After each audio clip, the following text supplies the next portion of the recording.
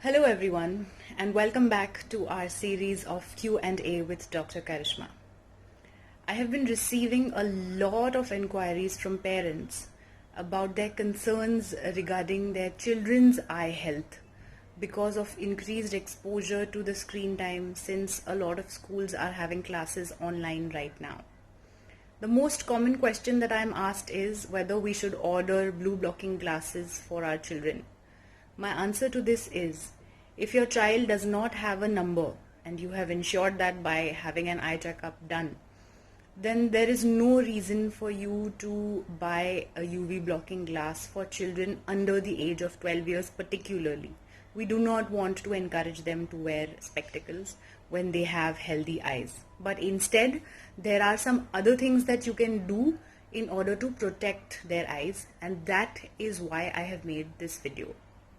So this is going to be the ABCD of screen time for children.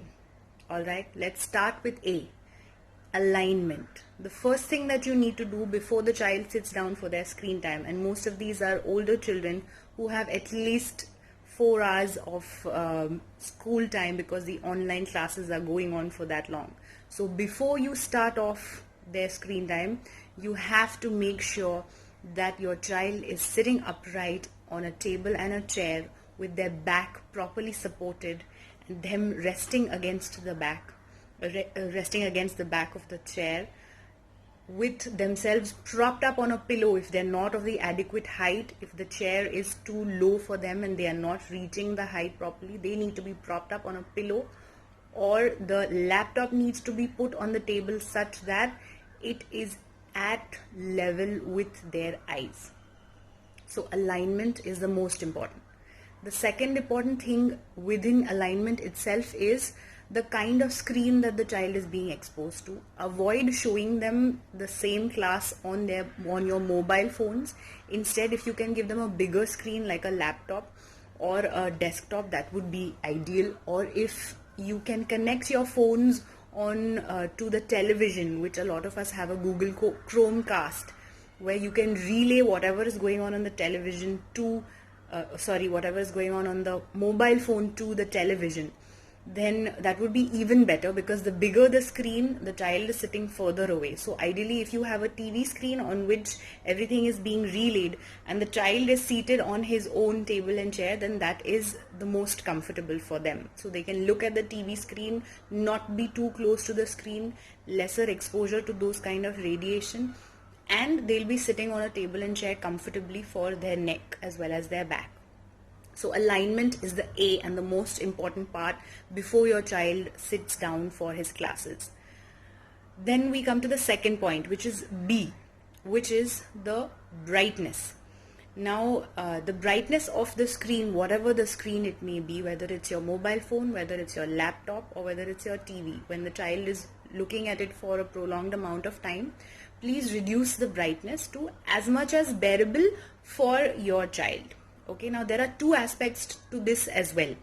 The brightness of the surroundings is very important. Very often we are used to turning on all the lights or keeping good bright illumination, because that's when we are studying with our books, which are papers which are not self-illuminated.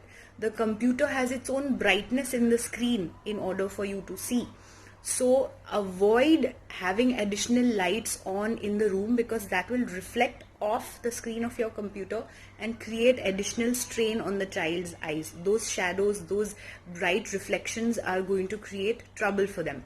So if you want, reduce the lighting in the room, or if you want, you can even draw the curtains if the light is too bright around you. Make sure that the main source of light is the digital device itself. So that's about the brightness, and on the screen reduce the brightness till as much as the child can tolerate. If it is something which has to be a reading assignment, like the child is reading from the screen and it's not an active class that's going on, then the best is to keep it in the black and white mode, because that is most comfortable for their eyes with an even lesser brightness. Third, we come to the C of the ABCD, which is count the time or check the time, count the number of minutes that the child is sitting in front of the screen. You now even have apps which can remind you to take a break every 20 minutes, and that's why we want you to count the time. I've spoken about this in my previous videos as well, but I'll just repeat it in short. Every 20 minutes you take a break of merely 20 seconds and look at any object which is 20 feet or more away from. And lastly, we come to D, which is dry eye prevention. Now, invariably, the child, particularly even more than adults, is going to stare at the screen, and this causes drying up of the eyes. So there's two things that you need to do for this as well. One is you need to first yourself see whether your child is blinking adequately. Adequately would be anywhere between 15 to 20 times per minute. This blink rate drastically reduces in children because very unconsciously they are staring at the screen.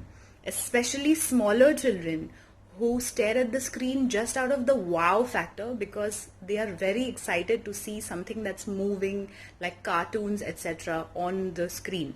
So make sure that the child is blinking adequately. Second, if they are not blinking adequately, then you of course will need to prompt them and remind them about that. So I hope this was helpful, and I hope all of y'all are at home and staying safe. See you soon.